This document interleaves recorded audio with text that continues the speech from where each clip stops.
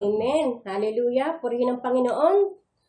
Magandang hapon po sa bawat isa, lalong-lalo na po sa mga ina na nakatunghay sa ating gawain. Happy Mother's Day po sa lahat ng mga ina na mga kapatid ko, mga pamangkin, mga kaibigan, kamag-anak, kakilala, at sa lahat ng mga ina na nakasubaybay sa ating gawain. Happy Mother's Day po. At lalong higit sa aming minamahal na ina, si Nanay Belia Pangilinan Milartis. Happy Mother's Day to all of us. Amen. Dahil tribute po ito sa ating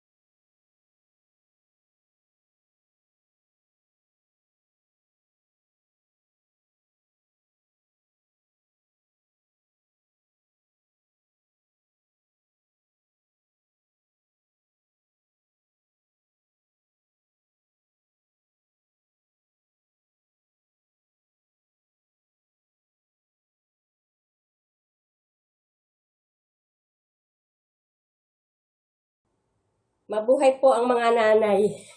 Purihin po ang Panginoon. Bagamat medyo may talon yung awitin ng pang Mother's Day, ang mahalaga po ay Ay, napahatid namin Yung isa. ang aming pagbati sa lahat po ng mga ina ng buong mundo at lalong-lalo na doon sa mga nakasuporta at nanonood sa atin at patuloy na nanonood ng ating Bible study.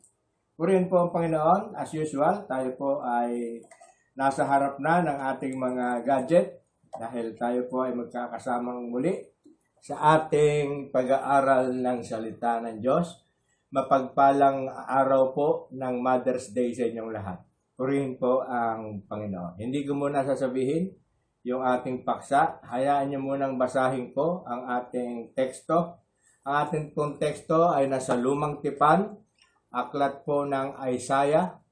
Pakibuklat po kayo, Lumang Tipan, aklat ng Isaiah, chapter 49, beginning 13 to 18. Purihin po ang Panginoon. 5 verse lang po ang ating pag-aaralan. Isaiah chapter 49, verse 13 to 18. Atin na pong umpisahan yung ating pagbasa. Sumunod na lamang po yung mga pong wala pong mga Bible sa tabi nila. Sabi po sa 13, kalangitan, umawit ka, lupa, ikaw ay magalak. Gayon din ang mga bundok. Pagkat inaaliw nitong si Yahweh ang kanyang hinirang, sa gitna ng hirap ay kinahabagan. Ang sabi ng mga taga-Jerusalem, pinabayaan na tayo ni Yahweh. Nakalimutan na niya tayo. Verse 15, ang sagot ni Yahweh, malilimot kaya ng ina ang sarili niyang anak? Hindi kaya niya mahalin ang sanggol na ililiwal? Kung meron mang inang lumilimot sa kanyang bunso, ako'y hindi lilimot sa inyo kahit na sandali.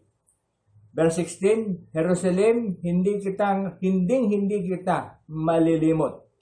Pangalan mo'y nakasulat sa aking mga palad. Malapit nang dumating ang muling magtatayo sa iyo, at ang nagwasak sa iyo ay paalis na. And the last verse, 18, tumingin ka sa paligid at masdan ang nangyayari. Ang mga mamamayan mo'y nagtitipon-tipon na. Para umuwi, akong si Yahweh ay buhay, sinasabi kong ipagmamalaki mo sila balang araw, tulad ng mga hiyas na mamahalin. Purihin po ang Panginoon, na pagpala na po ng Diyos ang ating teksto, ang kanyang salita na ating nabasa. Tayo po ay manalangin. Banal at dakilang Diyos na makapangyarihan sa lahat, tunay nga po Panginoon na napakabuti mo, lalong-lalo na Panginoon sa araw na ito na pagdiriwang ng mga dakilang ina na nagluwal ng kanilang mga anak. Dalangin ko, O Diyos, na ang bawat mga ina ng tahanan ay magkaroon po ng kaaliwan sa araw na ito, magkaroon po ng reminiscent ng kanilang mga nagdaang pagdadala ng kanilang mga sanggol, mga anak. At ganoon din po, Panginoon, bigyan mo sila ng kagalakan, kasiyahan sa bawat isa, at pagpapala po ay dumating sa kanila. Ganoon din po, Panginoon, tinataas po namin sa iyo ang aming gawain. Sa lahat po ng naabot, nanonood pa later, nag-view later, at ganoon din po sa pamilya po ni Nanay Belia Pangilinan Milarpis at ang kanyang mga anak, mga apo, mga manugang, ganun din po ng kanilang mga kaanak na nasa San Miguel. Ikaw po, Panginoon, ang siyang patuloy na gumabay at pumatnubay po sa bawat isa sa amin na sumusubaybay ng iyong gawain. Dalangin namin, O Diyos, na kami ay iyong pagpalain ng iyong salita. Nawa, Panginoon, ang lahat po ng aming matututunan ay mapunta po sa pinakamatabang parte ng aming puso at isipan. Ikaw lamang, Panginoon, ang aming itataas. Ikaw lamang ang aming ihahayag sa aming kalagitnaan. Ang papuri, pagsamba, pagdakila at kalulwalhatian ay sa iyo, magpakailanman. Ito po ang samo ko at dalangin sa pangalan ng aming Panginoong Hesukristo. Amen. Amen. Sabi ko po, hindi ko po muna binabanggit yung ating paksa. Baka sabihin nyo Mother's Day. At Mother's Day ang ating paksa. Hindi po. Kasi po, ayon po sa ating nabasa, ilang beses pong nabanggit yung mga salitang pinabayaan, nakalimutan, malilimot, at nasabi po doon ay yun na pa mga salitang hindi lilimot, hindi malilimot. Ang sabi nga po, sabi ng mga Jerusalem, pinabayaan na tayo ni Yahweh, nakalimutan niya tayo. Ngunit ang sagot ng Diyos, ang sagot ni Yahweh, malilimot kaya ng ina ang sarili niyang anak. Purihin po ang Panginoon. Sa mga kapatid, ang lagi pong inuulit na salita ay yung limot, makalimot, pinabayaan. Kaya po ang paksa natin ay tungkol po sa God is not forgetful. Amen? Ano po ang forgetful? Ang forgetful po ay careless, mindless, neglectful, inattentive. Ang Diyos po ay hindi forgetful. Amen? Ang Diyos ay hindi lumilimot. Sa Tagalog, direkta. Amen? Hallelujah! Kaya nga po, ang paksa natin, dahil ang paksa natin ay may salitang forget, kukunin po natin ang acronym ng forget. Amen? Believe ko yun, no? Lagi na lang tayo may acronym. Forget ang ating pag-uusapan. Amen? Sabi ko po, lagi po tayong merong introduction. Pinabayaan na tayo ng Diyos. Ito ang mga salita ng mga Israelita na nakaranas ng labis na kahirapan. Kaya't nakadamang pinabayaan at kinalimutan na ng Diyos. Gayon din sa ating nararanasang COVID sa kasulukuyan. Na akala natin tayo ay napabayaan na o kinalimutan na ng Diyos. Ang kahirapan, karamdaman at kamatayan, dulot nito ay hindi na malilimutan ng tao sa ating mga buhay. Ngunit may tugon ang Diyos na nagbibigay ng banal na katiyakang sa sinumang mananampalatayang nakararanas ng pagsubok. Ang kanyang pangako ay hindi lamang sa buhay na ito, kundi para din sa ating espiritu sa kabilang buhay kapiling niya. Sabi nga po niya sa mga unang Korinto chapter 15:19, kung ang pag-asa natin kay Kristo ay para sa buhay na ito lamang, tayo na ang pinakakawawa sa lahat ng tao. Ang akala natin, tayo may nagdaranas ng pagsubok, kahirapan sa mga panahon ng COVID. Alam nyo, kahit hanggang sa kamatayan, kung tayo ay nasa Panginoon, yun nga po, yung tayo ay hindi niya iniiwanan. Hindi niya tayo nililimot. Isasama niya po tayo. Amen? Kaya po, lahat po ng sumasampalataya, huwag po kayong mangangamba. Kung sakali mang lahat tayo ay wawakasan na ng Panginoon, aalalahanin po natin na lahat tayo ay may pag-asa na makakapiling natin siya. Amen? Purihin po ang Panginoon. Dahil nga po sabi ko, pagtutuunan natin yung salitang forget, F-O-R-G-E-T, forget. Ano po? Kasi yan po ang ating pinag-uusapan, madalas na binabanggit sa ating teksto. Ang sabi po sa letter F, nilagyan ko po ito ng faithful. Andito na naman po, mag-aaral na naman po tayo ng synonyms ng faithful. Ang synonyms po ng faithful ay constant, devoted, loyal, honest, steadfast. Amen. Faithful. Hallelujah. Nasaan po yun? Nasaan po yung faithful? Ang sabi po sa 15, bandang huli po ng 15, kung meron mang inang lumilimot sa kanyang bunso, ako'y hindi lilimot sa inyo kahit na sandali. Amen. Doon po natin makikita yung faithfulness ng Panginoon. Amen? Kaya nga po siya ay faithful. Sabi po sa Deuteronomy chapter 7 verse 9, alalahanin niyo si Yahweh ay Diyos na hindi marunong sumira sa pangako. Amen. Tapat siya sa lahat ng umiibig at sumusunod sa Kanya at ipinadarama niya ang Kanyang pagmamahal hanggang sa ikasanlibong saling lahi. Amen. Hallelujah. Yun po ang sabi niya po sa Deuteronomy chapter 7 verse 9. Sabi nga po niya, huwag alalahanin natin na ang Diyos ay hindi sumisira sa kanyang pangako. Amen? Kaya nga po sabi ko, God is not forgetful. Amen? Hallelujah.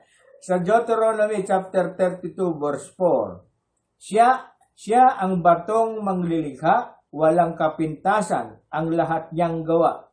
Matuwid ang lahat niyang kilos, siya ay tapat, walang pagkukulang, makatarungan at matuwid. Amen. Hallelujah. Kaya nga po, yung mga verses na supporting ito, nagsasabi, iba na ang Diyos ay hindi sumisira sa kanyang pangako. Siya po ay, He is not a God of forgetful God. Amen? Hallelujah. 2 Samuel chapter 22 verse 26. Sa nga nagtatapat, ikaw rin ay tapat sa mga matawid kang gana.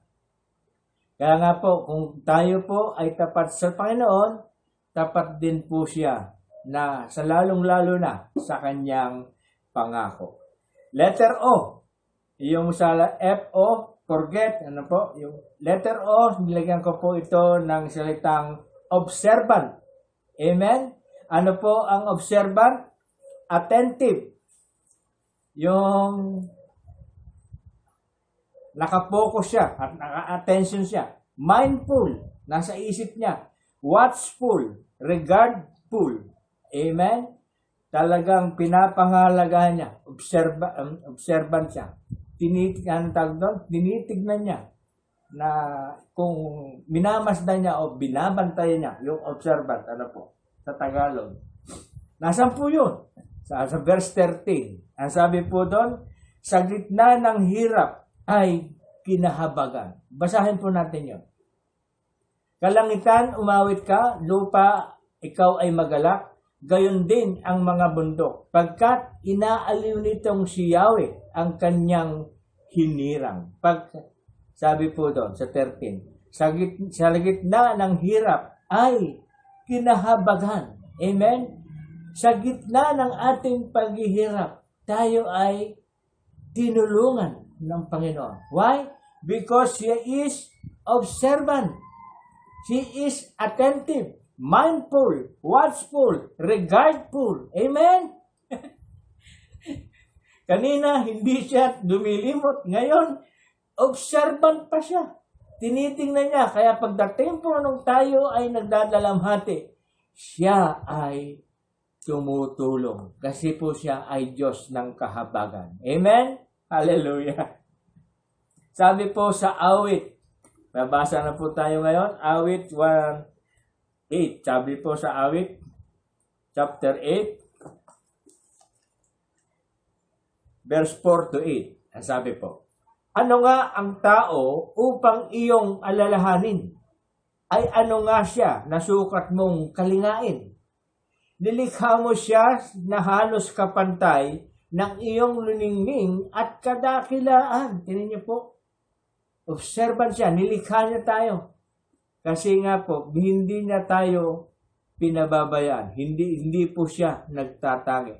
Sabi niya na halos kapantay ng iyong luningning at kadakilaan. Sa verse 6, pinamahala mo sa buong daigdig sa lahat ng bagay, malakit, maliit. Tingnan niyo po, ginawa tayong manager ng buong mundo. Kaya lang yung iba ay naging abusado sa ating mundo.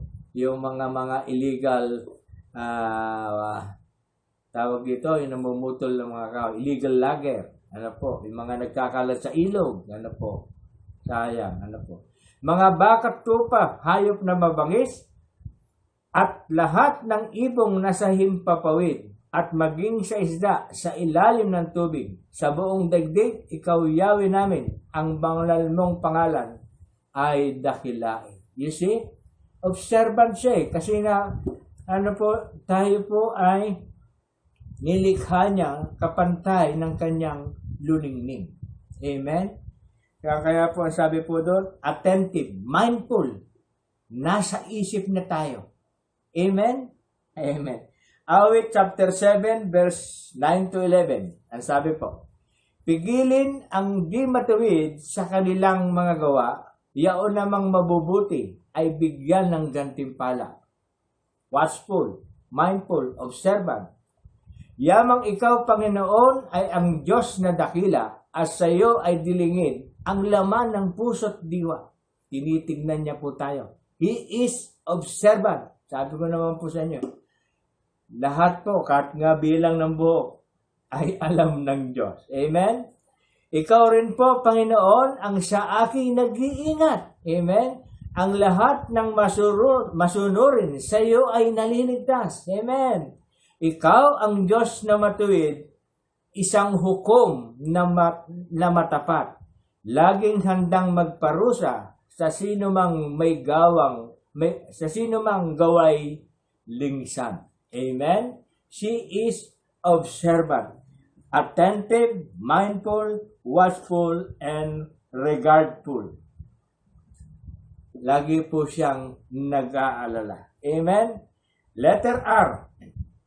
Nilagyan ko po ito ng salitang recollect. Ano po ang recollect? Ang synonyms ng recollect? Recall, remember, reminisce. Amen? Recall or recollect. Alalahanin.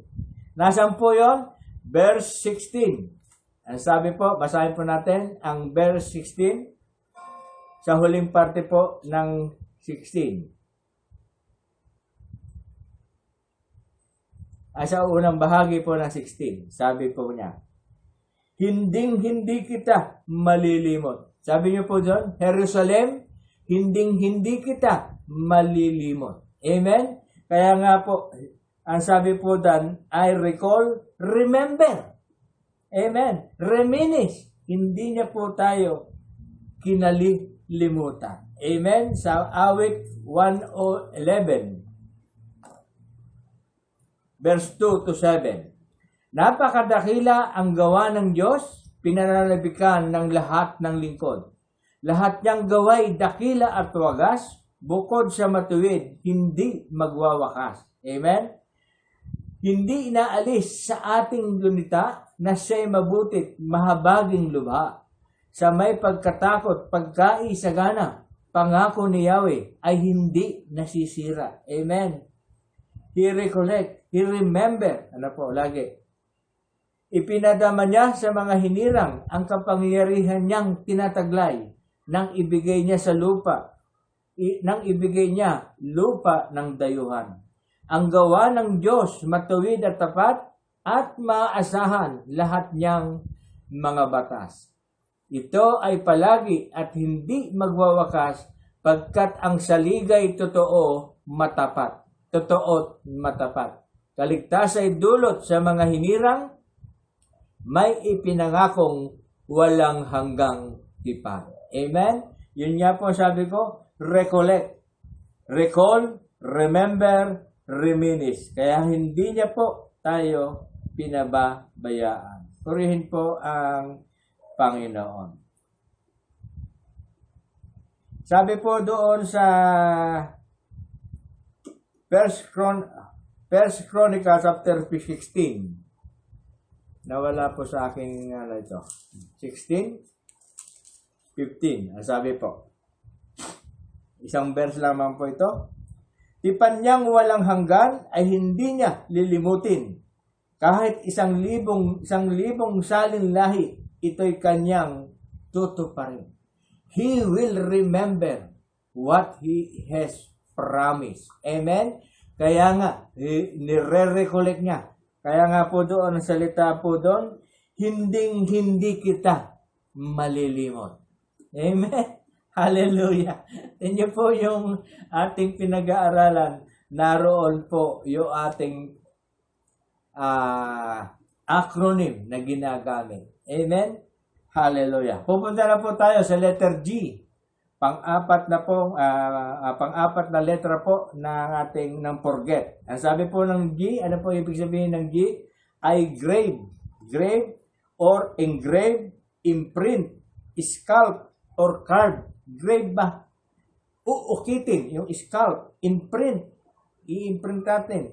Scalp, engrave, carve, engrave. Sabi po nga po doon. Nasaan po yun? Sa verse 16, verse 16, letter B. Yung pangalawang parte po ng sentence ng verse 16. Ano po sabi niya? Pangalan mo'y nakasulat sa aking mga palad. Kaya nga po, paano tayo makakalimutan ng Panginoon? Pangalan pala natin nakasulat sa kanyang mga palad. Amen? Kaya nga po doon, grave. Sabi po, pangalan mo'y nakasulat sa aking mga palad. Amen? Hallelujah. Paano nga tayo makakalimutan eh? Andito pala, nasa palad pala ng Panginoon yung ating mga pangalan. Amen. Daniel chapter 12 verse 1. Sa pagkakataong yun, darating si Miguel ang makapangyarihang bantay at magkakaroon ng matinding kahirapan na hindi pa nangyayari kailanman. Ngunit, maliligtas ang mga kababayan mong ang pangalan ay nakasulat sa aklat ng Diyos. Amen. Sa aklat ng buhay. Sa aklat ng buhay. Kaya po tayo mga sumampalataya, tayo pong mga nagtiwala, tayo pong mga nangagtapat sa Kanya. Ang pangalan natin, nakasulat na po sa aklat ng buhay. Amen? Sabi po sa Lucas, basahin po natin ng Lucas, chapter 18.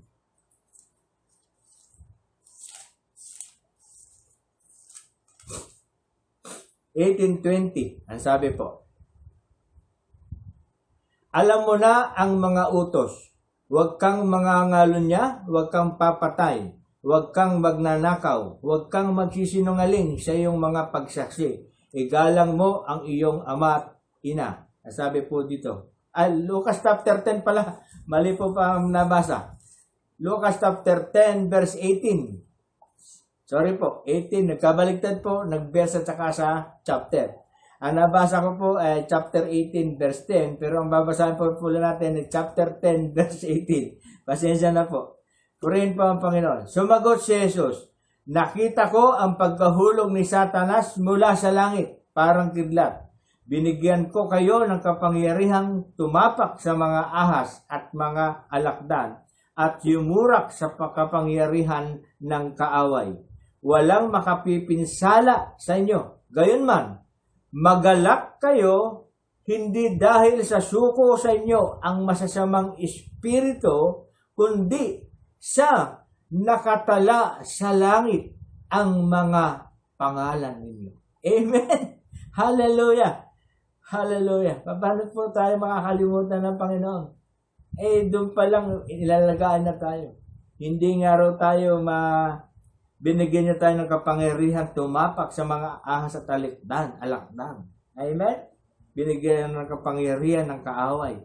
At walang makapipinsala sa atin. Amen? Nararamdaman ko po yun. Ngayon. Kasi po, yung po sinabi rin po ng Panginoon, ng Diyos kay Abraham, sabi niya po Diyos sa 12 verse 3 ng Genesis, I will bless those who bless you. Kaya nga po yung mga nagbe-bless, pagpapalain. And I will curse those who curse you. Aking susumpain ang sumusumpa sa iyo. Nararanasan ko na po yan. Meron na po tayong nagbe-bless sa atin at alam po na kanina po ay madaling araw po siyang nakita niya, naka-online ako dahil ako'y gising na ng alas 4:30 at ako po ay magja-jogging. Nung makita niya po akong naka-online, siya po ay tumawag sa messenger at nangako po magbibigay ng blessing. Pa-birthday. Pa-birthday daw po niya sa akin. Amen? Hallelujah. Kasi nga po, isa po sa ating viewer, nakikita niya po na sila ay ating ipinag-giver. Hindi naman po ako nag-expect na gano'n. Kasi po, ang sa akin naman, yung concern ko sa inyo, bilang duty ko, bilang lingkod ng Panginoon, dalahin ko po kayo. Ngayon, kung meron po kayong maibibigay, hindi ko po tatanggihan. Pero hindi ko po hinaantay sa inyo. Hindi ko po hinahantay at hindi ko po kayo hinahanapan. Purihin po ang Panginoon. Hallelujah. Pinababayaan po natin ng Diyos ang magpapala. Kaya nga po sabi niya, I will bless those who bless you. Kaya nga po doon siya binasaripin po natin. Hallelujah. Hallelujah. Ay punta na po tayo sa letter E. Aba, meron na naman po tayong 10 minutes sa ating 30 minutes regulation. Letter E, eligible. Hallelujah. Ano po ang salitang eligible? Ang ibig po, ang synonyms po nito ay suitable, worthy, qualified. Amen. Nasaan po yun? Verse 15 sa unang bahagi ng verse 15. Ang sabi po niya, ang sagot ni Yahweh, malilimot kaya ng ina ang ang sarili niyang anak? Amen? At kung may inang dumulog, That is eligible. Hallelujah. Eligible kasi nga po, suitable and worthy. Qualified ang ating mga ina. Kaya nga po sabi diyan, malilimot kaya ng ina ang sarili niyang anak. Amen? Totoo po. Di po ba doon sa story na kay Solomon, yung magdalawang mag-ina na nag-agawan sa sanggol? Nag-aangkinan sila kasi yung po isa ay namatay, ang kanyang anak, at inaangkin niya yung buhay na anak ng isang nanay.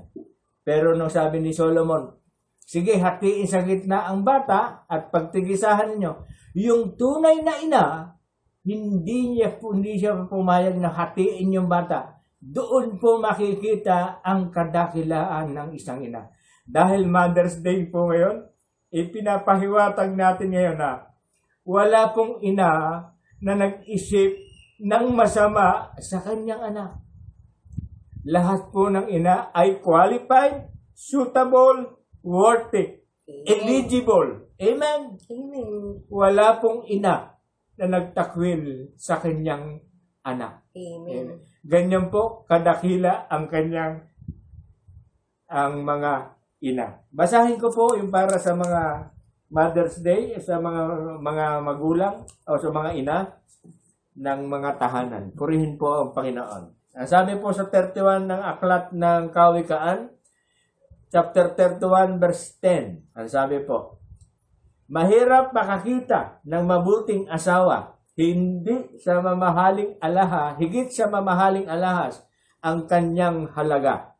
Lubos ang tiwala ng kanyang asawa at saganang pakinabang ang makakamit niya. Pinaglilingkuran niya ang asawa habang sila'y nabubuhay, pawang kabutihan ang ginagawa at di kasamaan. Wala siyang tigil sa paggawa, hindi na halos nagpapahinga. Humahabi ng kanyang lino at saka ng lana. Tulad ng isang barkong tigib ng kalakal, siya ay nag-uuwi ng pagkain mula sa malayong lugar. Bago pa sumikat ang araw, inihahanda na ng pagkain ng buo niyang sambahayan, pati na ang gawain ng mga katulong sa bahay. Talaga po, ito po yung quality ng isang nanay. Mataman niyang tinitignan ang bukid bago siya magbayad. Ang kanyang naiimpok ay pinagpapatanim ng ubas. Gayunman, naiingatan ng kamay at katawan upang matupad ang lahat ng tungkulin niya araw-araw. Sa kanya ay mahalaga ang bawat ginagawa hanggang hating gabi na makikitang nagtsatsaga. Sabi po nga doon, matulungin siya sa mahirap at sa nangangailangan ay bukas ang palad. Hindi siya nag-aalala, dumating man ang taginaw, pagkat ang sambahayan niya'y may makapal na kasuotan. Hallelujah. Gumagawa siya ng makakapal na kobrekama at damit na pinong lino ang dinaramit niya. Ang kanyang asawa ay kilala sa lipunan at nahanay sa pangunahing mamamayan. Gumagawa pa rin siya ng iba pang kasuotan at ipinagbibili sa mga mangangalakal. Marangal at kapitapitagan ang kaanyang kaanyuan. Sabi sa 27, sinusubaybayan niyang mabuti ang kanyang sambahayan. Siyempre kasama po ang kanyang mga anak. At hindi tumitigil sa paggawa araw-araw. Iyon po ang katangian ng isang ina. Natunay nga na sila ay eligible, worthy, and qualified. Hallelujah. Dalawa yung parte po ng dalawa po yung parte. Yung pangalawa po ay pagkat inaaliw nitong si Yahweh ang kanyang hinirang. Sabi po sa Awit 119 verse 52, gumuguhit sa gulita ang payo mo noong araw, ikaw Yahweh sa lingkod mo, ang dulot ay kaaliwan. Kasi nga po, sinasabi po doon sa ating binasa, inaaliw. Sabi po doon sa verse 13, verse 8, kalangitan, umawit ka, lupa ay magalak, gayon din ang mga bundok, pagkat inaaliw nitong si Yahweh ang kanyang hinirang.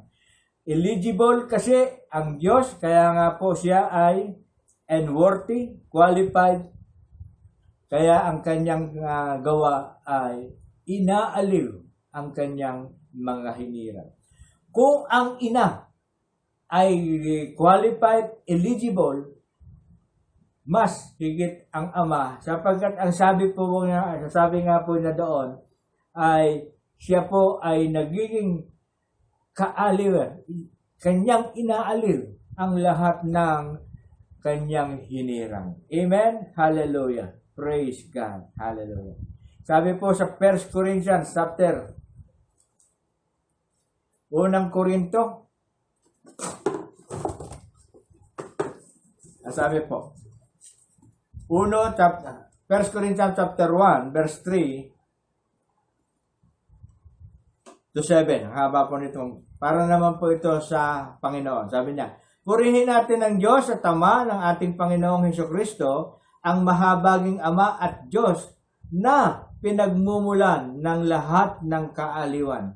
Inaaliw na tayo sa ating mga kapighatian upang makatulong naman tayo sa mga namimighati sa pamamagitan ng kaaliwang tinanggap natin sa Kanya. Kung gaano karaming tiisin dinaranas namin sa pagkikipag-isa kay Kristo, gayon din ang kaaliwang tinatamo namin mula sa Kanya. Sabi po ni Apostol Pablo, kung namimighati man kami, ito'y sa ikaaliw ninyo, kaaliw at ikaliligtas ninyo. Kapag inaaliw kami, kayo may naaaliw rin at lumalakas upang mabata ang mga kapighatiang dinaranas ninyo. Ano po ang implication ng ating binasa? Ang Diyos, sabi po niya, pagkat inaaliw nitong si Yahweh ang kanyang hinirang. He is suitable, eligible, sapagkat tayo po ay kanyang inaaliw. Amen? Kung paano po inaaliw ng ina ang kanyang anak, ang kanyang sambahayan, ganun din po ang sa Diyos. Amen? And the last letter, malapit na, 5 minutes lamang before tayo matapos. Tama-tama po, last letter po ito ay nilagyan ko po ng testimony. Sa huling letra po ng forget ay letter T at nilagyan ko po ito na ito ay testimony. Ano po ang synonym ng testimony? Affirmation, confirmation, certificate, or declaration. Isang patotoo. Ang sabi po doon. Asan po yon? Ang sabi po doon, ang muling magtatayo sa iyo. Sa verse 17, ang sabi niya, malapit nang dumating ang muling magtatayo sa iyo. That is declaration, affirmation, confirmation. Kasi nga po, pinangako na ni Diyos na darating na ang manunubos, ang kanyang bugtong na anak. Amen? Testimony. At pangalawa, sabi po niya, akong si Yahweh ay buhay. Hindi nga po siya. Sabi sa 18 naman po doon, sa bandang sa 18, sa last part po ng verse 18, akong si Yahweh ay buhay, sinasabi kong ipagmamalaki mo sila balang araw. Yun po ay isang testimony para ang Diyos, ang kanyang pangako ay kanyang tutuparin. Sabi po sa awit 92:15, ito'y patotoo na ang Panginoon ay tunay na matuwid. Siya kong sanggalang, matatag na batong walang bahid dungis. Amen. Ganon din po sa awit 92 verse 2, pag-ibig niyang wagas ay dapat ihayag kung magbukang liwayway. Pagsapit ng gabi, ang katapatan niya ay ihayag din naman. Amen. Hallelujah. Ganon din po sa John 5:31. Basahin po natin ang John 5:31 to 40. Hallelujah.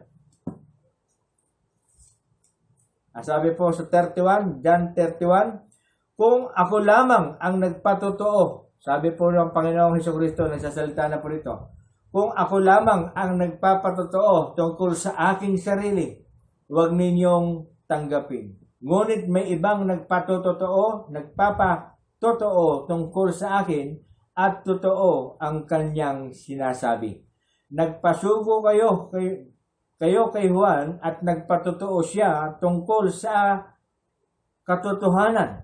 Hindi sa kailangan ko ang patotoo ng tao, sinasabi ko lamang ito para maligtas kayo.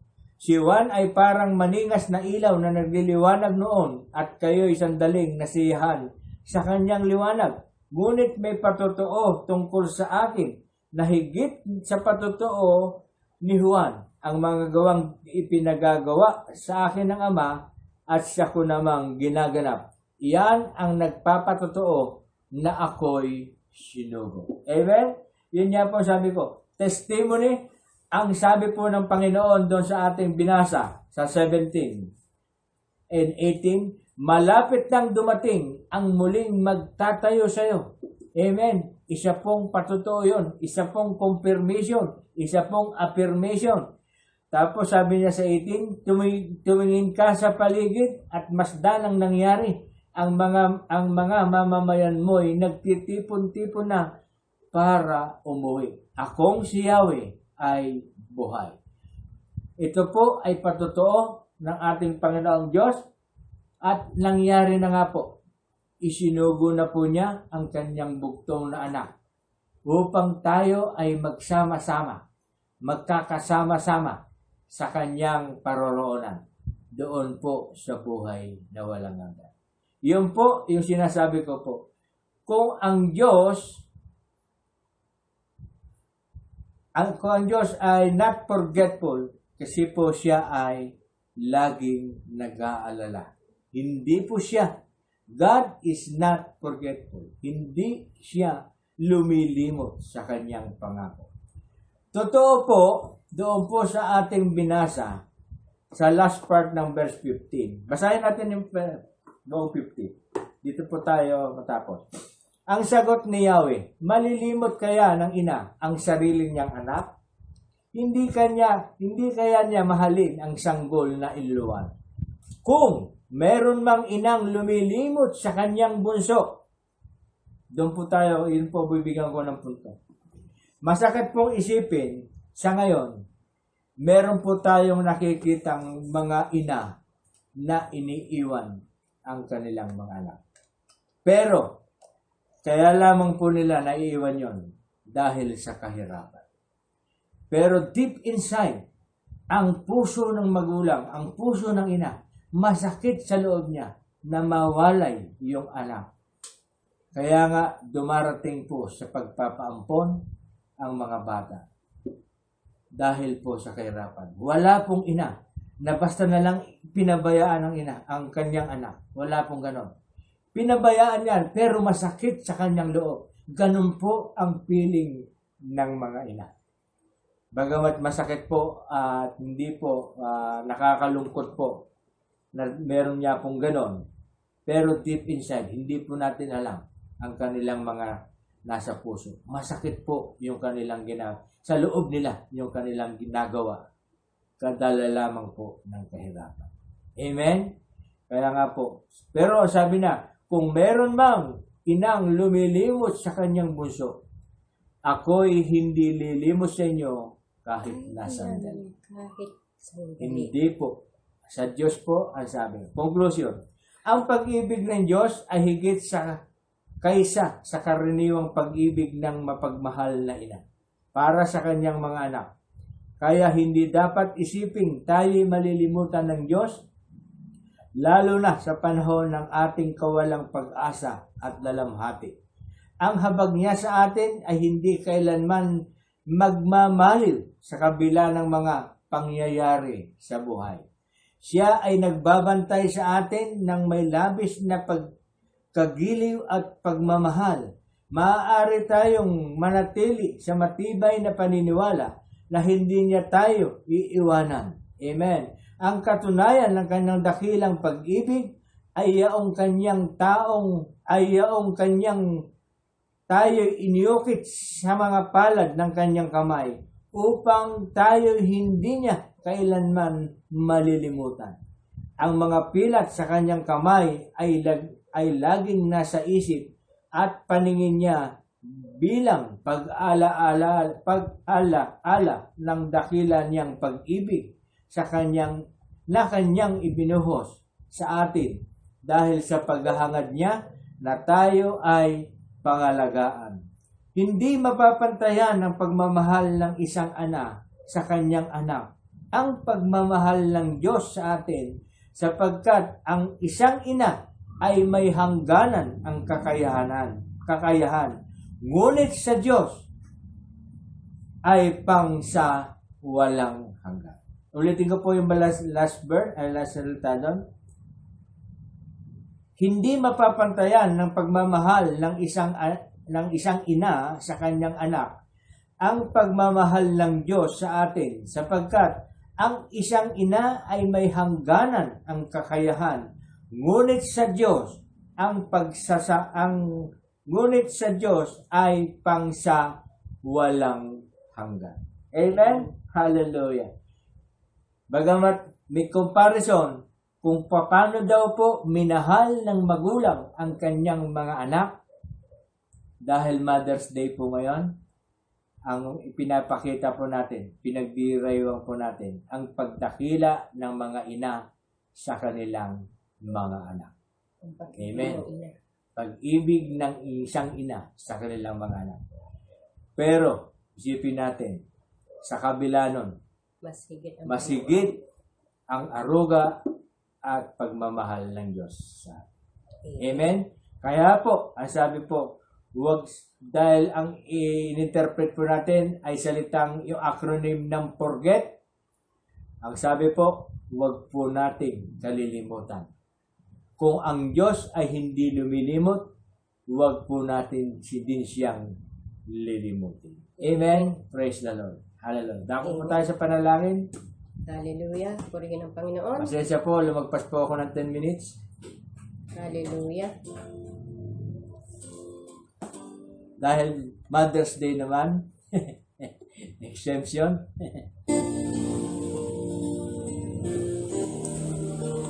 Purihin ang Panginoon.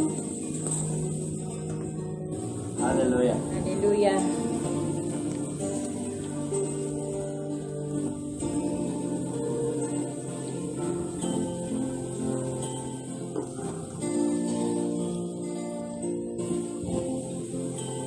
Alam kong may Amen. magagawa ang Diyos. Hallelujah. Yes, O God. Hallelujah. Purihin ang Panginoon. Alam kong may magagawa Tayo ang po ay Diyos. sama-samang hiling sa Panginoon ang patuloy na healing at recoveries nila Francis Pulido, Remedios Santos, Merly de Belen Paulino, Violeta Amoyo, Teresita Sangkate, Rexy May Bracamonte Dayanco, Leti Lacandaso, Justin Crisostomo Roa, at ni RB Porras na isang militar po para sa kanyang kaligtasan sa lahat ng kanyang mga nagiging operation. Ganyan din po para kay John Patrick Castro, wisdom and strength para po sa kanyang pagtitraining at protection din po para sa lahat ng uri ng karamdaman at ganyan din po physical at spiritual strength at hanap buhay pa rin po para doon sa lahat ng naghahanap at nangangailangan ng pagkakakitaan para sa pamilya. Ganyan din po mga kaanak, kaibigan natin na mga OFW na nasa Japan, Dubai, Norway, Hong Kong, Jeddah, Australia, USA, Canada, Malaysia, Italy, Middle East, Abu Dhabi.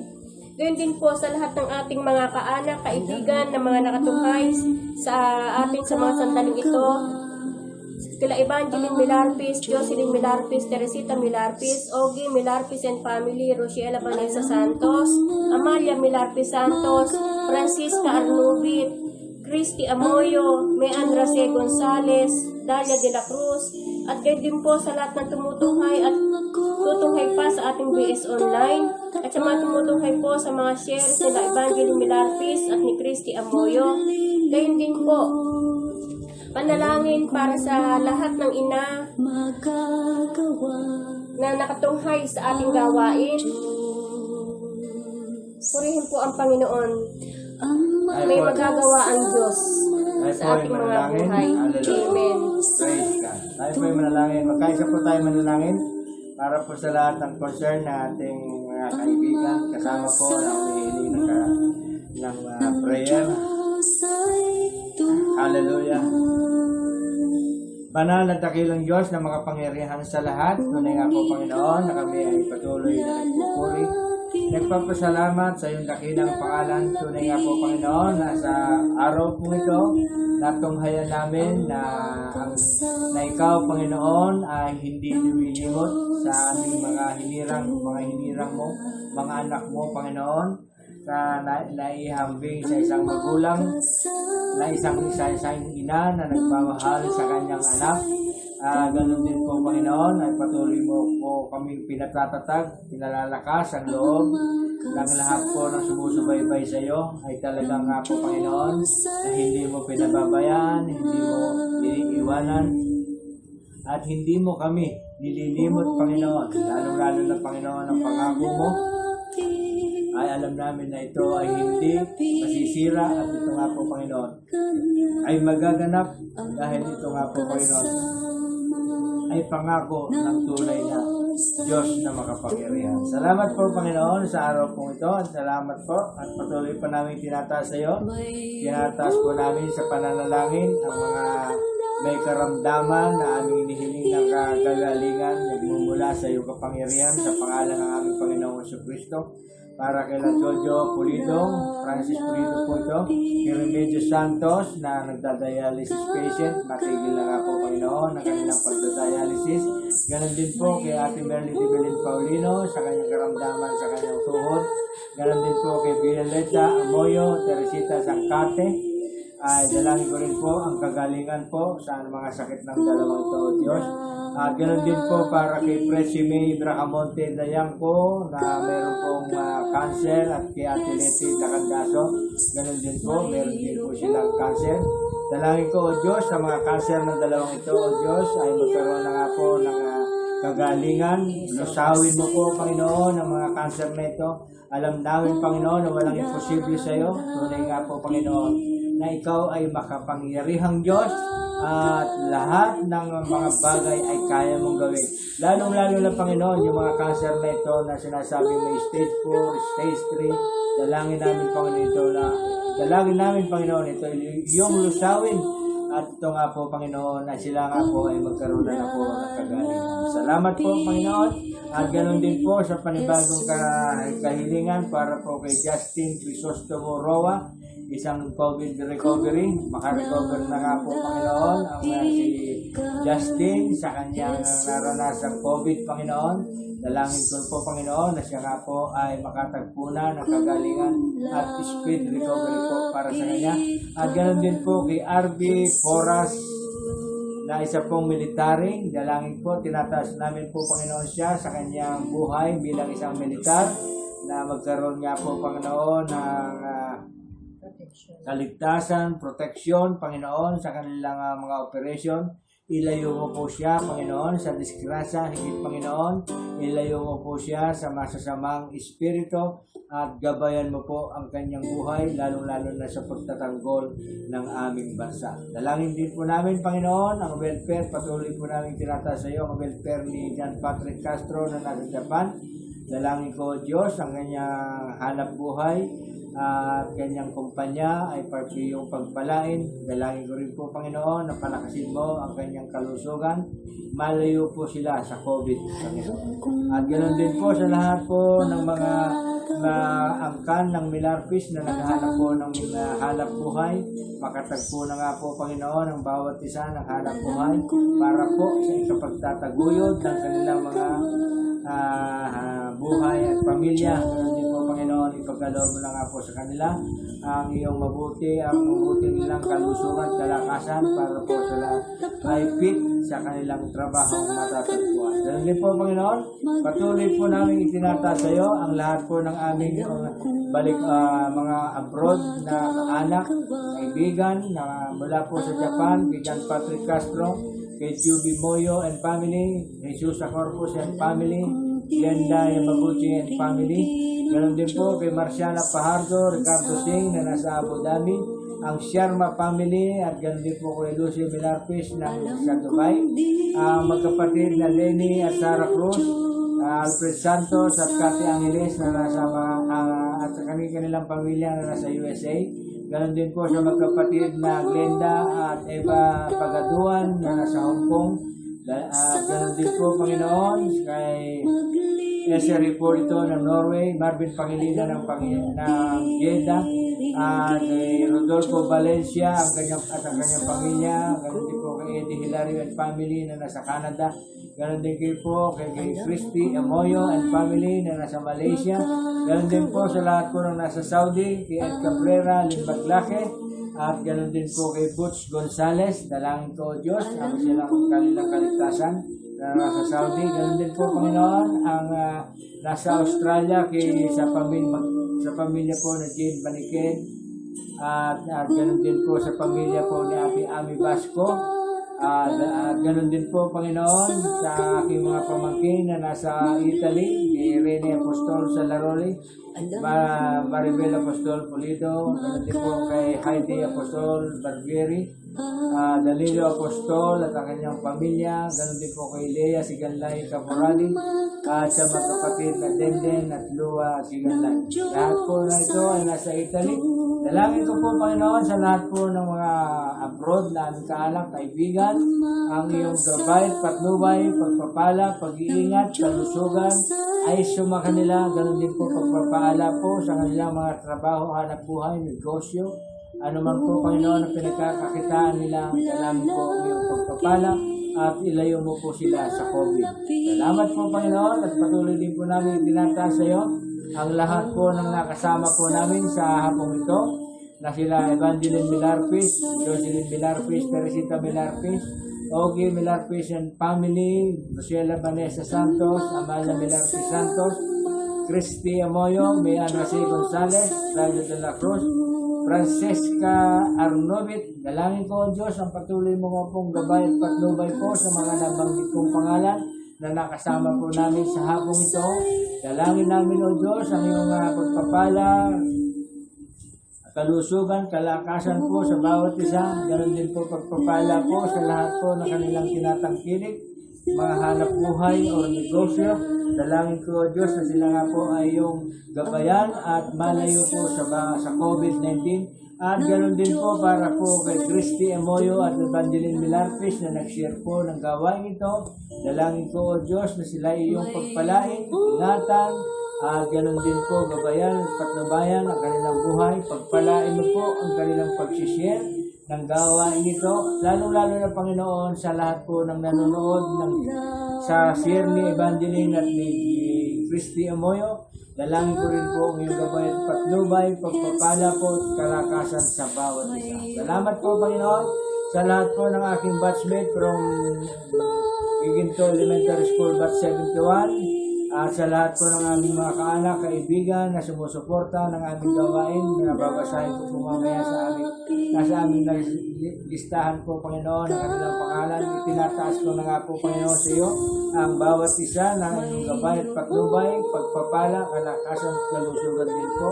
Ganoon din po ang proteksyon laban sa COVID. Ganoon din po, Panginoon, sa lahat po ng nasa Kapitolyo, sa aming Governor Daniel Fernando, sa aming Vice Governor Wilhelmina Fernando, at sa lahat po ng accounting office staff sa pangunguna po ni Ma'am Marquez Freirand, Batid mo po at nilingit po, Panginoon, sa iyo ang kanilang pangalan. Kaya nga po, Panginoon, sila po itinataas po ang iyong gabay at patnubay, pagpapala, pag-iingat, kalusugan at kalakasan din po ay sa mga ganon din po ang protection mo laban sa COVID. Salamat po, Panginoon, at patuloy din po namin tinataas ang kalusugan po ni Nanay Belia, na patuloy mo nga po, Panginoon, na siya ay palakasin.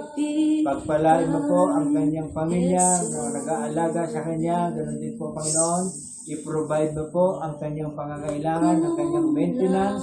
Ipuin mo po at pagpalain ang kanilang mga anak na makatutulong sa kanyang maintenance, Panginoon, ang kanyang pangangailangan para sa kanyang kalusugan.